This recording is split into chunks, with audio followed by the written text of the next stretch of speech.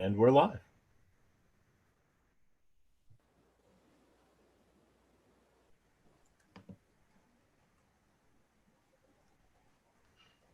Welcome, everyone. We'll start in a second. I'm just waiting for people to connect.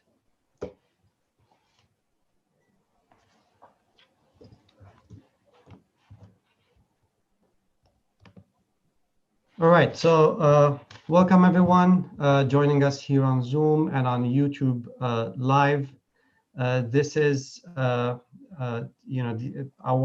weekly events tend to be on Thursdays, and today we have a wonderful lineup of best-selling novelists who are going to be discussing stories from Suffragette City.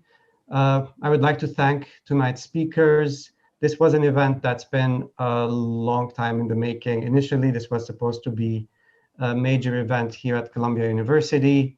And then, of course, the pandemic happened. It was rescheduled for last month for an online event. And then the war in Artsakh, Nagorno-Karabakh happened. And then finally, we are here today. I'd like to thank our co-sponsors, NASER and the Institute for the Study of Human Rights, and of course, Columbia University Armenian Center. We will just a couple words about our event, our next event. We will take a break next week for Thanksgiving, and on Thursday, December 3rd at 6:30 p.m., we have an event titled Conflict, Displacement, and COVID-19. This will be a discussion on conflict and COVID in the South Caucasus, the Middle East, and Africa.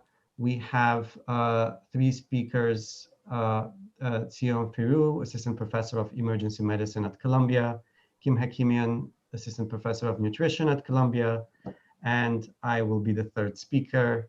That event is also sponsored by a number of Columbia departments and institutes, plus, of course, NASER. That includes the Columbia University Armenian Center, the Department of Middle East and South Asian and African Studies, and the Institute for the Study of Human Rights at Columbia University, as well as the NASER Calouste Gulbenkian Foundation series on contemporary Armenian issues. So without further ado, I would like to invite Fiona Davis, who will be moderating tonight's event, to take it from here. Fiona? Thank you. Thank you very much. And we're all just thrilled to be here tonight. Today we'll be talking about a book called Stories from Suffragette City, which is an anthology of short stories all set around a suffragette parade in New York City in 1915. And I'm one of the co-editors along with MJ Rose. And we are, thank you. We're lucky enough to be joined with three contributors to the anthology tonight. MJ Rose, just so you know, is the dog with the glasses in the photo. Sure, her internet is not working, so we'll be able to hear her but not see her. But that photo just says it all. I'd like to start by just introducing everybody. MJ Rose is the New York Times and USA Today best-selling author of more than 18 novels, including the Book of Lost Fragrances and Cartier's Hope. Among other awards, her last 11 novels have all appeared on the Indie Next list. She is also the founder of AuthorBuzz.com and the co-founder of 1001darknights.com and Blue Box Press. Chris Beaujolaian is the #1 New York Times bestselling author of 20 books, including The Midwives and The Red Lotus. His work has been translated into 35 languages and 3 times become movies. He's also a playwright and screenwriter, and his novel, The Flight Attendant, is currently in development with, actually now it's an HBO Max limited series starring Kaylee Cuoco. So that comes later this month, which is very exciting. Jamie Ford, his debut novel, Hotel on the Corner of Bitter and Sweet, spent 2 years on the New York Times bestseller list and went on to win the Asian Pacific American Award for Literature. His second book, Songs of Willow Frost, was also a national bestseller. His work has been translated into 35 languages and his latest novel is Love and Other Consolation Prizes. Dolan Perkins Valdez is the author of the New York Times bestselling novel Wench. In 2011, she was a finalist for 2 NAACP Image Awards and the Hurston Wright Legacy Award for Fiction. She received a DC Commission on the Arts grant for her second novel, Bomb, and is a 2020 nominee for a United States Artist Fellowship. Dolan serves on the board of the Penn-Faulkner Foundation and is an associate professor in the literature department at American University. And finally, my name's Fiona Davis. I'm a New York Times bestselling author of historical fiction set in iconic New York City buildings, including the Lions of Fifth Avenue, the Chelsea Girls, and the Address. My books have appeared on the Indie Next list, been Library Reads Picks, and the Skim Picks Read of the Week, and being a GMA Book Club pick. And we are all just thrilled to be here to talk about this book. And I'd like to start with kind of joining in with MJ about, MJ, if you could just start talking a little bit about how we came up for the idea for this anthology. Absolutely. So, hi, everybody. Sorry that I look like a puppy dog, but we had a tornado in Connecticut, of all bizarre things, and our 3-block area has not gotten their internet back. So Fiona and I, actually, this is very apropos because Suffragette City was created in a windstorm also. Fiona and I went to Minnesota for a book event in 2018, September of 2018, almost exactly 2 years ago. And we did the event, and the next morning we were supposed to go to the airport, and we got a call from the hotel saying that we had to go early because there was a windstorm.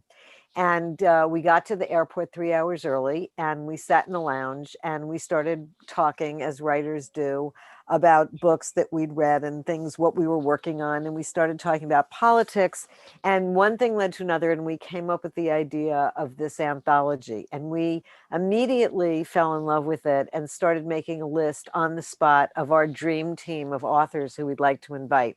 And we came up with a list of 50 authors because we thought it would be very hard to get the top group. And so we figured out, we'd go to these 20 people first and then these 20 people. Anyway, we got on the plane and we both were tweeting, not tweeting, we both messengering each other ideas that we were having. We got off the plane walking to baggage in LaGuardia Airport. Fiona said, I think I have a title. What about Suffragette City? At which point I screamed because it was so perfect. And tons of people turned around, panicked, including some policemen, because you do not scream in a New York City airport, or probably any airport for that matter. But everything went really quickly after that. We contacted our agents.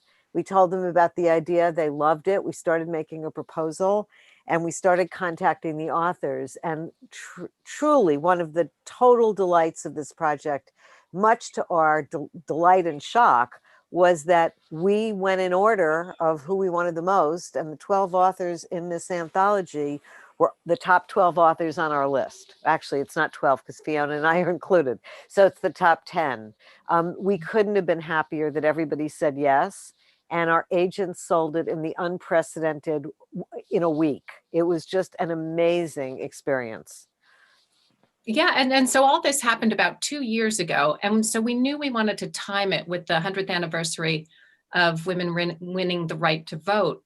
And along with the fact that this election was coming up, that we thought that would be an interesting way to kind of bring the issue to light. And so we had a couple years, and what we did was we reached out to all these authors and we sent them kind of a cheat sheet, because we wanted the stories to be whatever they wanted it to be. So it was all around the Suffragette Parade in 1915 that marched up Fifth Avenue. And there had been parades before that. There have been parades in Washington, in London, but we thought this year was the right year to set it in. And what we did was we provided each author with a cheat sheet. So we said, here's the weather that day, here's the route, here's what some of the people who might have marched, some of the famous ones. And we just let everyone come to whatever story idea they wanted to do. And we ended up with this really incredibly diverse perspectives on that one day. So we have rich, poor, we have immigrants, we have New Yorkers, we have men and women. And what it does is, we hope, gives a really organic idea of what was going on than in 1915. And so just to kind of start, I'll start with you, Chris. Can you tell us a little about what your reaction was when you heard about this idea? And can you tell us a little bit about your story? MJ sent me a text and said, I want to call you. I've got an idea, but I need to tell you the idea. Don't want to do this via text or email. And I said, of course. So MJ called, and I remembered it was in the kitchen, and rather like her response at LaGuardia, except it was a kitchen in Vermont, I yelled because it was a great idea. It is so important. I just love the vision of a book about this great march in 1915 being published on the centennial of the 19th Amendment. I loved everything about it. And because this is 2018 to what we already have been living in Trump's America. So we know how important the next election is going to be. And I know I never want to take for granted the right to vote. And when I think about how hard women and people of color had to work to get the vote. I mean, think of Dolan's story.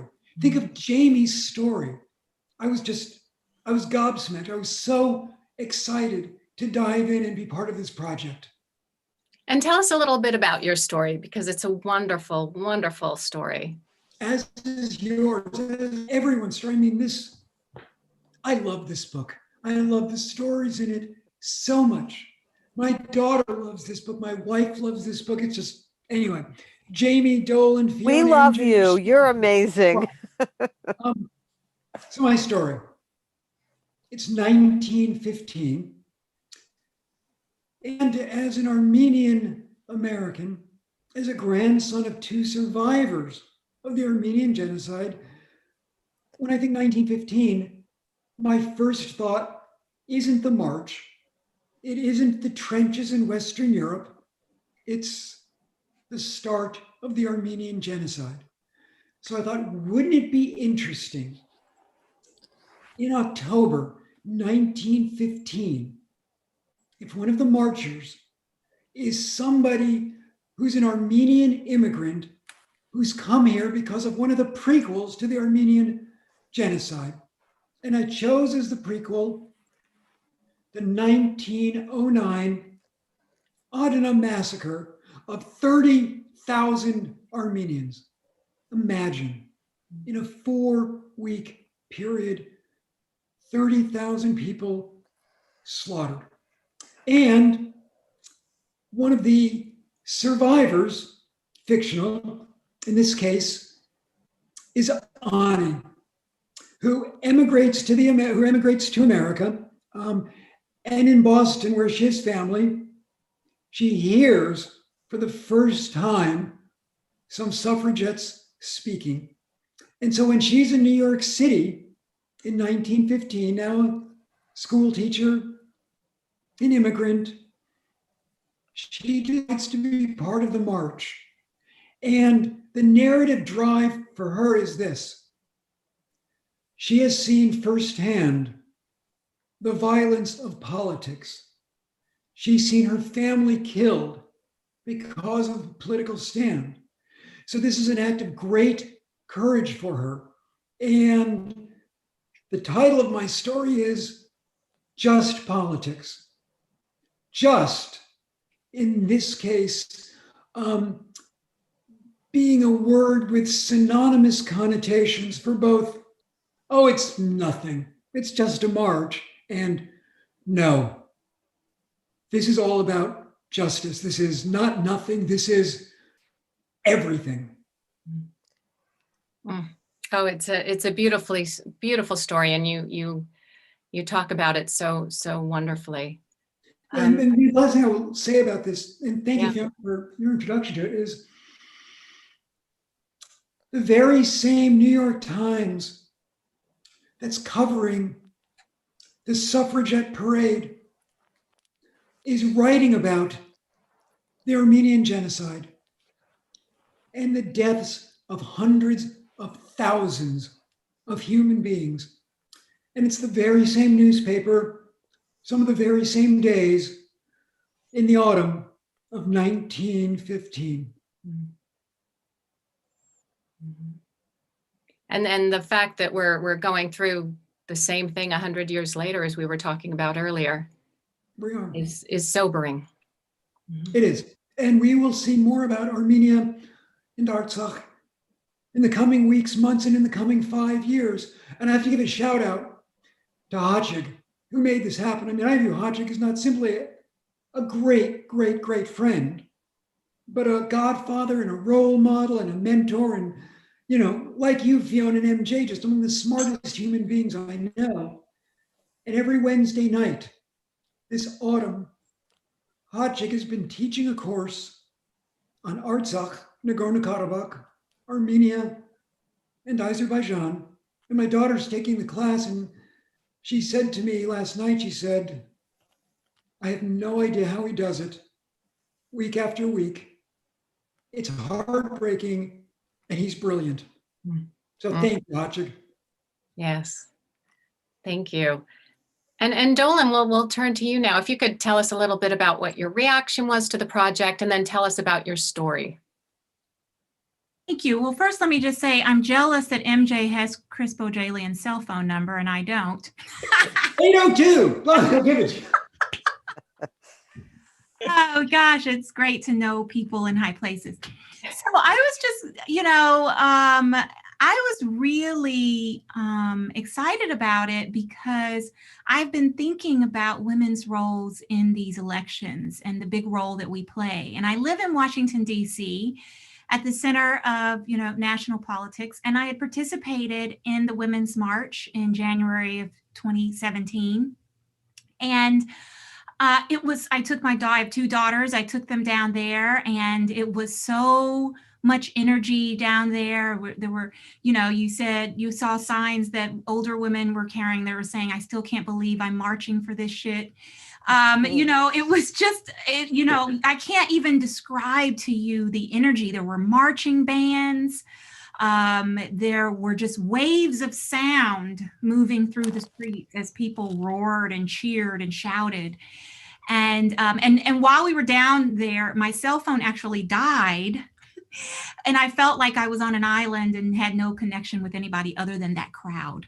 So when you all came to me with this idea, I just thought, yes, this is the perfect time to be writing about this. And I love, of course, as a historical fiction author, I always feel like the best way to learn about history is through fiction, right? And so I loved the idea of us writing short stories. And then when I learned who else was contributing to the anthology, I was really honored that you invited me. And I just thought this is going to be amazing. And it is. It's an amazing book that everyone should have. And tell us about your story, which you did such an interesting take with it. Well, it's, at work, I have a poet who has an office next door to me. And if he were here, he could attest to you the number of times I went into his office and plopped down in a chair and complained to him that I couldn't find any Black women in the 1915 parade. And he would just listen to me complain and nod and smile. And he wouldn't give me any advice. He would just listen to me. And then I would go back to my office. And literally, he listened. And I remember once I had the story in, and I was able to say to him, that all those times I came in your office, I have a story. And then once the book came out, I said, the book is out. All those times I came in your office and bothered you. So I will say that it was a real learning process for me, because I had to figure out how to create a story at a parade where I couldn't find any evidence of Black women. I didn't want to make it up. If they weren't there, they weren't there. And that's the wonderful thing about the authors who are all here, and all the authors who are in the anthology. We all bring our unique perspectives to this. We all had a story we wanted to tell about it. That's why, it's a great mix of people. And so I knew that they had been at the 1913 parade in DC, which is where I live. And I had read a lot about that. So what I decided to do was to frame the story. And again, this was my my work friend, the poet David Kevlinger, who helped me to get through this by listening to me, I decided to frame the story. It's set in 1915. It's Ida B. Wells Barnett, who has gone back to Chicago, where she lives with her family, because women had gotten the right to vote in Chicago in 1910.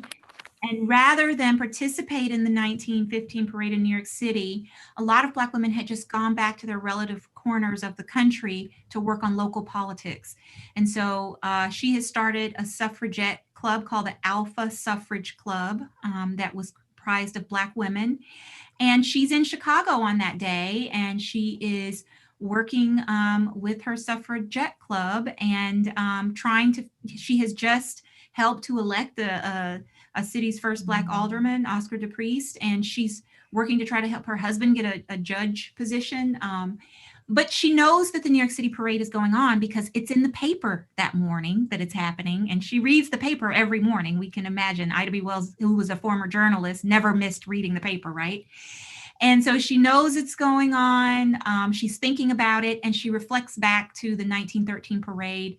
And in my story, it tells the story of how Black women are asked to march at the rear of the parade. And many of them do, but Ida refuses to. She marches right up there with the Illinois delegation and marches with them anyway, which is, so Ida. She was definitely not one to follow anybody else's rules. But she was humiliated, and I wanted to, and there was a reporter from the Chicago Tribune who was following the delegation that day, and so we have records of that day. And that was a very violent parade. There were 100 women, hospitalized. Some were in very serious condition. It was not an easy parade the way the 1915 one was.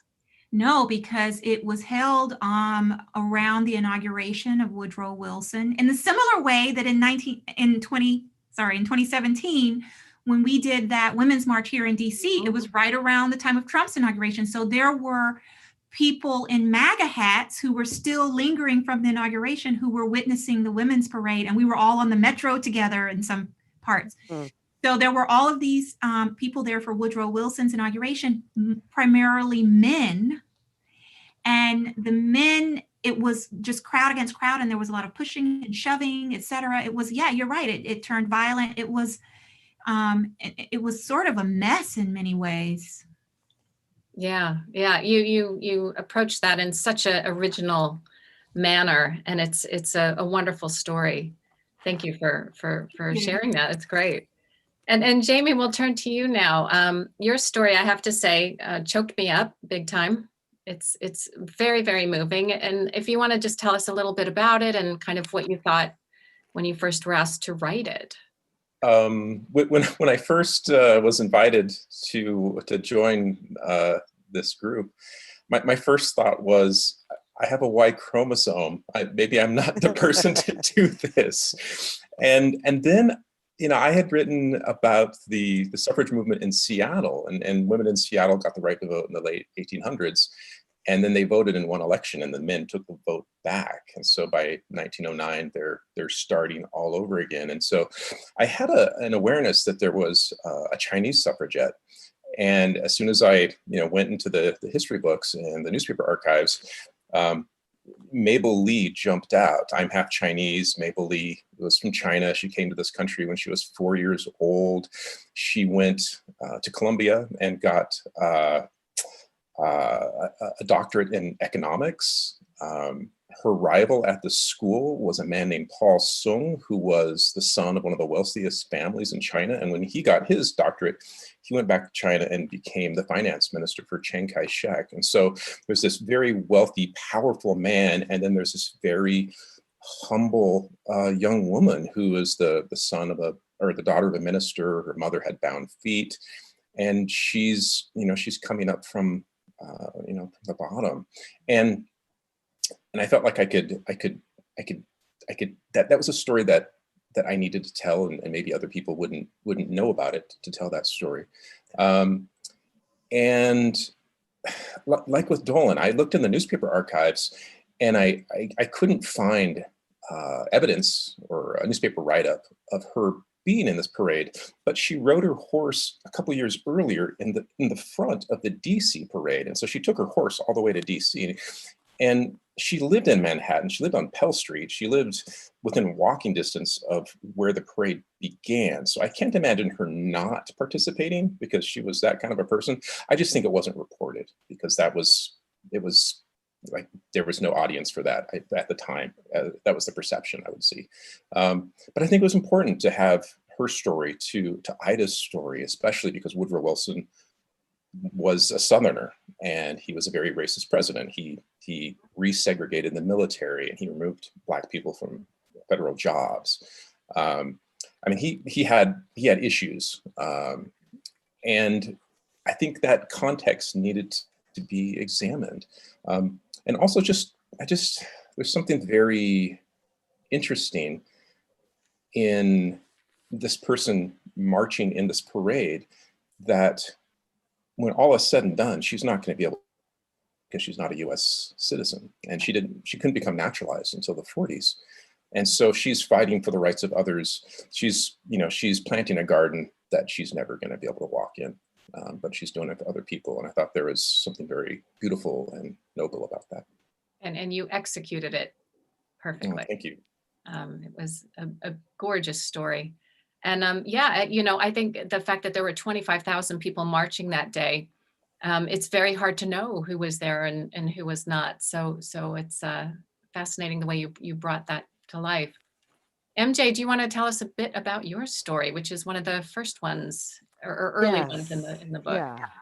So I think it's interesting that Fiona and I both, and I won't talk about your story too much, but Fiona and I both, being the co-editors of this anthology, actually both wrote, without discussing it with each other, about two of the founders of the New York suffragette movement and creators of this march. In New York, there was something called the Mink Brigade. Fiona and I both wrote about incredibly wealthy New York socialites who were the people who funded all this.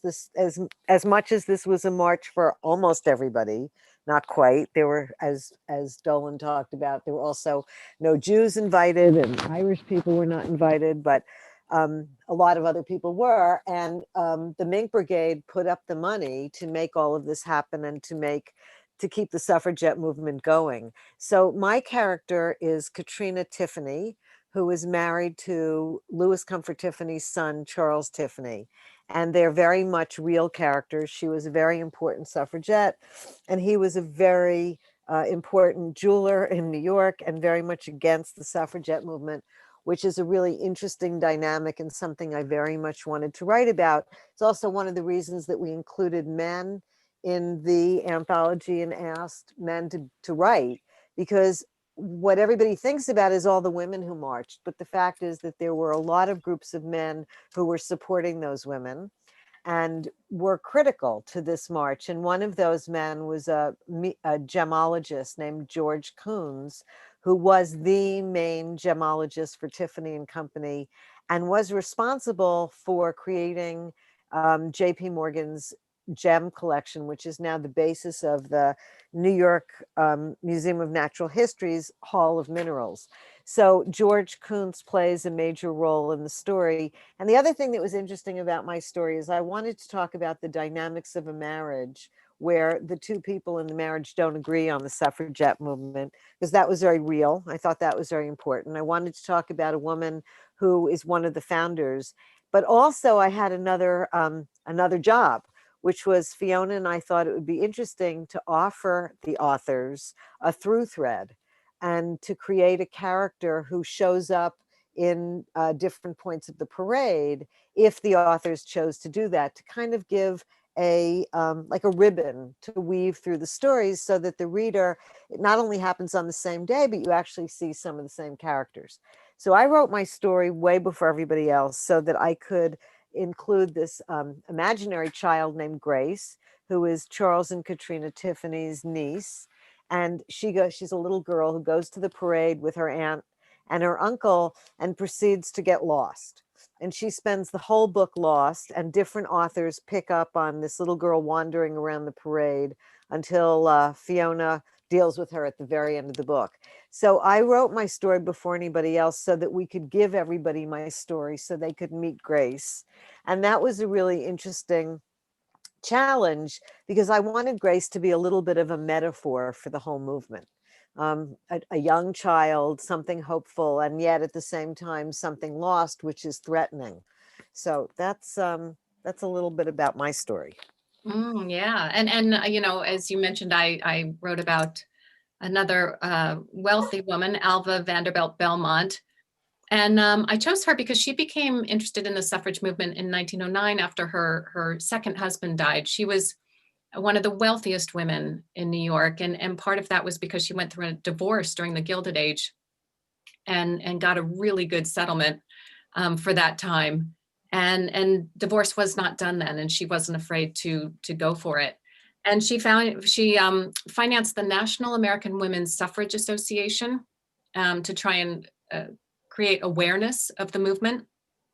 And she really turned out to be a real PR maven of the time. She had a house in Newport, a mansion that she opened it up to the public, much to the horror of her neighbors, and had them pay a fee to look around her house in order to raise money. She opened these street front luncheonettes where people could come in and have lunch, and they were served on plates that, you know, had the motto of the suffrage movement on it and the colors and, you know, booklets so people could learn more about it. And so she was this woman of old New York. She was probably in her 60s at this point, who was looking at, you know, new ideas and eager to embrace them. But she had this strange thing where she thought the parades were a terrible idea. She was just horrified at the thought of women walking in the streets. That was not done. And so the early parades, she pretended to be sick. She had her driver drive her along the parade route in her car. You know, she did everything she could to avoid it. And for me, the inspiration was what happened that first time she marched. What went through her head? What was the impetus to get her to march? And she in her letters to her daughter, she described it as a terrible ordeal, but she did eventually do it. And of course, in the story, she meets Grace, and it's about old New York and new New York, old generations and future generations, and to hopefully finish off the anthology on a high note. And I just wanted to read out real quickly some of the names of the other authors who contributed, just so we couldn't get everybody here, but so we don't miss them. It's Paula McLean, Christina Baker Klein, Megan Chance, Allison Richmond, Lisa Wingate, Catherine J. Chen, Steve Berry, and an introduction by Kristen Hanna. So it's quite a lineup. And so now if we'll just go back and I'd like to ask everybody a little bit about if you'd written a short story before this, and also what kind of research did you do? And I'll just ask everybody, if you have a question, please feel free to put it in the chat and we'll get to that near the end. Chris, do you want to start? Sure. I had two kinds of research for this particular story. One research was obviously the parade. And Fiona, MJ, you put us in all of the right spots. I did a lot of Googling, but it was wonderful to go to the New York Times time machine and look at 1915. Yeah. It was wonderful to follow all of those links and to do subsequent research. And I also, because I was writing about the Adana massacre, depended upon Isabel Design. I don't know if you can see her book, In the Ruins, which chronicles the Adana massacre of 1909. And I will tell you that one of my most important readers for the short story was, surprise, Dr. Hajig Muradian, to point me in even more research directions and to find even more articles than ones that I'd miss them. Thank you, Hajig. There we go. You had a primary source, which is always good. Yeah. And Dolan, what about you? What had you done a short story before? And I'm also curious what kind of research you had to do for this. Yeah, sure. I've done short stories, but I would not say I'm a short story writer. No, I tend to go long. So Haven't published that many, but I always am up for the challenge of it. And most of my research was the Chicago Tribune. Like I said earlier, there was a reporter who was shadowing the Illinois delegation and recorded everything. So that it's always nice when you can have a little bit of record there. And then other parts of it, I'm a big believer in, at times sticking to the record and other times making things up. So one of the things that I played with was a friendship between Mary Church Terrell and Ida B. Wells Barnett, because Ida can't stay in the place where the white suffragettes are staying, in the hotel where they're staying. So she goes and stays at Mary Church Terrell's house. And they were both from, Mary Church Terrell was from my hometown, Memphis. Ida B. Wells was from right down the street, Holly Springs, Mississippi. They both came from prominent families, their fathers. They were nearly the same age. I never understood, reading the historical accounts, why they weren't the best of friends.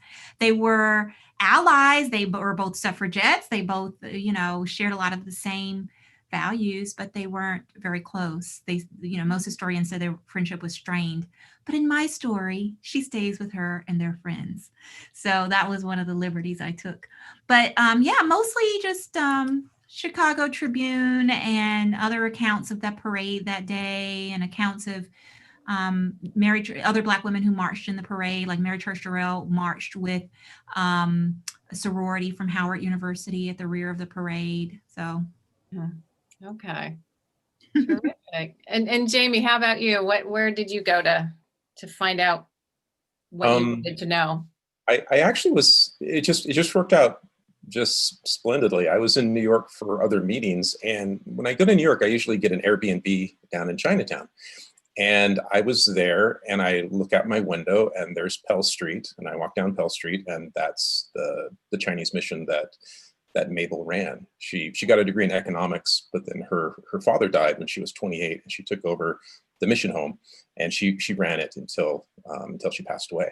And so it was just kismet. It was right there. And I had already done a lot of, she's written up in some very unusual places. So the National Park Service has a directory of notable historical characters, and there's a lot of information on her there. She was written about in the DC March, and so she's in the New York Times and in a bunch of newspapers. She's also written in a lot of books on Chinese economics, because she had an economics degree and she wrote about agrarian economics. And so you find her in all these very unusual places, but she earned her place in all those venues.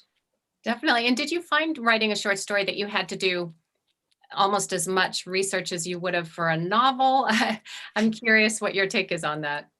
Yeah, I over-research. That's just a habit. And so she has a friend named Sophie, but any other named character was a real contemporaneous character, even if they're just mentioned in passing, whether it's the alderman in New York or the board of Barnard University. And so when I do all that research, then it creates a certain verisimilitude, and then it feels like I recreated the world, and it feels true. And then I can wind up my characters and turn them loose on the stage. And I write a lot of short stories, just so I have a big box of crayons, I say, because when it comes to short fiction, then I can try middle grade horror, and I can write crime noir and steampunk, and I can just try a lot of different things. But this was historical fiction, which is really what I love and what I'm most comfortable doing. And it was a character that I fell in love with and became very passionate about. Oh, you can tell, definitely. And MJ, how about you? What research did you have to do? I had just finished, as you had, and we had talked about this, I had just finished writing a book called Tiffany Blues that took place in 1924, and Cartier's Hope that took place in 1910. So I was steeped in research about the suffragette movement and the time period. And so most of the research that I did was really researching the parade itself in order to help put together the document that we were able to give all the authors. So I didn't have to do a whole lot of extra special research for this book. Yeah, and same here. It helps so much having been working on a book, so we knew the the the menu and the fashion and that kind of thing. For me, the most interesting thing was going through old women's magazines from that time period, from the 1910s, like Harper's Bazaar, and you'd read a fascinating essay by a woman on the new woman, who was someone who was seeking financial independence and women's rights and the right to vote, and talking about birth control and things that just weren't talked about before then. But then on the next page, I'd find something on the barrel diet, which happened to be the hot diet of the time, that was about crawling into a barrel and rolling around until you're sweaty. And so just this kind of strange dynamic of, women have to be fierce but skinny. And the fact that that has carried, is still true today, was quite fascinating to me. We do have a couple of questions. So Claire asks, what efforts will be made to have the book included as part of course readings in college classes on history and English, etc.? MJ, I know we talked to our editor about that, and that was one of our hopes, is that it would be used in, high schools and around the country. Do you have anything? Is there anything I'm... No, other than us suggesting to them that it really had a lot of value and we hope that they would follow up. We don't know if they've gotten anywhere with that yet. Okay, here's a quote to share with Holt. E.M. Forrester, we all know that fiction is truer than history because it goes beyond the evidence. E.M. Forrester. Love it. That's great. That's fantastic. And then Mark has a question. How do you see the difference, or is there one, between winning the vote and preserving voting rights? And has your perception of what the right to vote means changed by writing your story? I'll throw that out there. Anyone wanna take that? Go for it, Jamie. And this comes from a point of view of having written about the suffrage movement in Seattle, where, out west, it was different. Women in Wyoming got the right to vote in 1865. And so, but it was in these little, localities and territories that weren't even states, and it wasn't codified. It wasn't an amendment to our Constitution. It wasn't part of the, the lifeblood of how we govern this country. And so the women in Seattle, they fought for the right to vote, and then they lost it. The men took it away because it wasn't an amendment. It wasn't law. It was something that could be voted upon in each season. And that's winning it, but it's definitely not preserving it. And this march, to see it on a national scale, that's really preserving it for all the subsequent generations. Absolutely. Anyone else have a thought on that?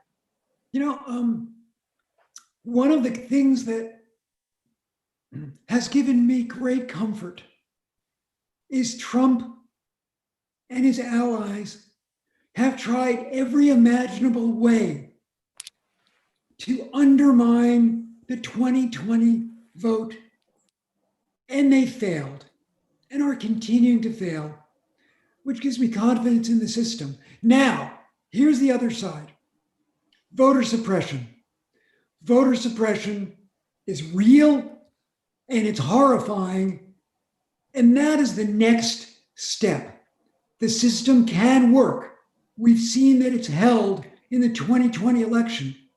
But for example, we're looking at a Georgia senatorial race where voter suppression is a legitimate factor.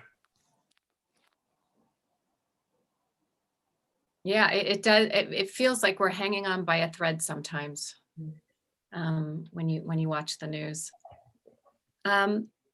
Nanor has a question. Can you talk about finding the voice in the short story versus in a novel? And is that a question from the world's greatest journalist, Nanor Barsoomian? It must be. It wants to know, is it more challenging to find the voice in a short story or a novel? Dolan, do you want to take that? Oh, I was just going to say everything is more challenging in a short story. It's harder to find the voice. It's harder to get your characterization in. It's harder to, everything has to be sharper, quicker. That's the challenge of, I mean, I can only speak for myself, but I feel that the short story form is just more demanding. And so, yes, for me, it's harder to find the voice. It's harder to really flesh out my character. It's harder to create a sense of place. It's harder for me to create, some kind of conflict, all of that. But I like it. I like the challenge of it. I wouldn't do it if I didn't, I think it's fun. But yes, I don't know. That's my opinion. What does everyone else think? I personally, I like the unity of a short story, of having something that takes place on a single day, with one person's point of view, that has a beginning, middle, and an end. For me, those constrictions, I kind of like them. In a novel, I feel like, all right, here we go. We could go anywhere here. And with the short story, it felt like you had to keep it very tight. And I didn't mind that. Anybody else? I tend to feel the way Dolan feels, that it's harder. I can't describe a sneeze in fewer than 50 words. And so the idea of creating a voice in, 5 to 10,000 words, I found it hard. I don't write a lot of short stories the way Jamie does. I think this is only the third short story I've written in the last 6 years. Yeah. And I'd love to ask everyone, what do you hope this anthology offers to readers? What do you want readers to take away from it? Jamie, do you want to start on that? Oh, I mean, this is probably just a personal, selfish reason. I hope readers realize there were women of color fighting this battle as well. We live in the echo of a very much a whitewashed history, and I just think it's really important to realize that part of the tapestry of this country are people from all over the world, and they all contributed, they all sacrificed, they all bled for this country, and their stories deserve to be told as well. And their stories were often not even written, Yeah. Dolan, how about you? What do you want readers to take away? I have a teenage daughter who is a reader and who loves historical fiction. Yay! And I'm hoping that there will be young people who read it, and by young, I mean, 16 to 24, right? Because I want particularly young women to know, but all young readers to know, the power of voting in your interest. Like, what does it mean for women to vote in their interests? And you can change elections, and you can, there's a lot of power in that. And until women really seize that power, the White House, the halls of power politically are going to remain distant to us. And so the women who marched knew that. They understood the power of their vote as a group, and as women, and they would vote together to enact change so that they could have seats at the table. For whatever reason, I think that type of urgency has been lost among, a general population of women. And I want this book to help us keep in mind, like, how powerful we can be. And that's where historical fiction can really step up. When you're reading a book and you realize that in the 70s, a woman couldn't have a bank account or a credit card without her husband's approval. And it's shocking to a lot of young women today, that the very thought. Right. And that was fairly recent. Very recent. Yeah. And Chris, how about you? What would you like to have people take away here? Voting is our superpower. We can never take it for granted, and we should never, ever forget the sacrifices of all of those women who marched to get the right to vote. And yes, all of those people of color and women who were disenfranchised for so friggin' long. Yeah, well said. MJ, how about you? I think that there are so many people who don't realize that what kind of fight it was to get the vote. And so I echo everything everybody else said, but at the end of it, I really hope people realize that there was a struggle, and that not a single one of us can take a vote for granted. Everybody else said it better than me, but it's just so critical. I mean, and these days are proving more than ever how critical it is. And while we were talking, Georgia certified, well, they didn't certify, but Georgia's recount finished. And they found that Biden still won Georgia. And that's a particularly difficult state. And a lot of disenfranchised people were voting there, and they tried very hard to squelch those votes. And I just think it's very apropos that we're living through a time where every one of those votes is just so critical. And it's so tragic that we still, 100 years later, are going through this. And the reason why all those votes counted and all those votes came in, a lot of it, got to give a shout out to Stacey Abrams. Yep. Absolutely. Absolutely. And she's a writer. Yeah, she's a writer. romance writer. She's written several romance novels, and we should all buy them. Off the top of my head, I can't think of her name, but I'll look for it while we're finishing up. And I think there's a memoir coming out in May. Oh, fantastic. And yeah, I just want to talk real quickly about the editing process, just to, on the book where MJ and I are listed as editors, but we also want to make it really clear that when we were interviewing editors for this book, we explained to them that we would not be editing these stories, that the thought of editing these authors who we revere just wouldn't be happening. You know, we couldn't say to Chris, all right, in that second paragraph, let's take out the third word. And so although it says that it's edited, it's really kind of wrangled by MJ and Fiona. And our wonderful editor, James at Holt, really did the heavy lifting, although there wasn't much lifting to do. The stories came in so clean and so beautiful. There were very little to do. It was a real dream project. And just to close out, we don't have much more time. I found her name. Oh, yeah. It's Selena Montgomery. Love Selena it. Montgomery. Go buy her romance novels and support her while we're waiting for her autobiography to come out. They'll make great holiday gifts. Yes. Definitely. And so speaking of books, I wonder if we could just end with everyone just mentioning what they have coming up or what they're working on now, whatever news you'd like to share. Chris, do you want to go first? Can I do two? Yes. Okay. The Flight Attendant TV series starts streaming Thanksgiving Day. You can watch episode 1 for free right now on YouTube as a special HBO Max perk. So that's number 1. Number 2, April 20th, 2021, Hour of the Witch, a novel set in Boston, 1662, the first divorce in North America for domestic violence. And because it's Boston, 1662, of course, it devolved into a witch trial. Oh, that sounds epic. Am I too awful with my visual aids and self-promotion? Am I just hideous? We love it. We love you. You're the best. You're the absolute best. Dolan, what do you have to hold up?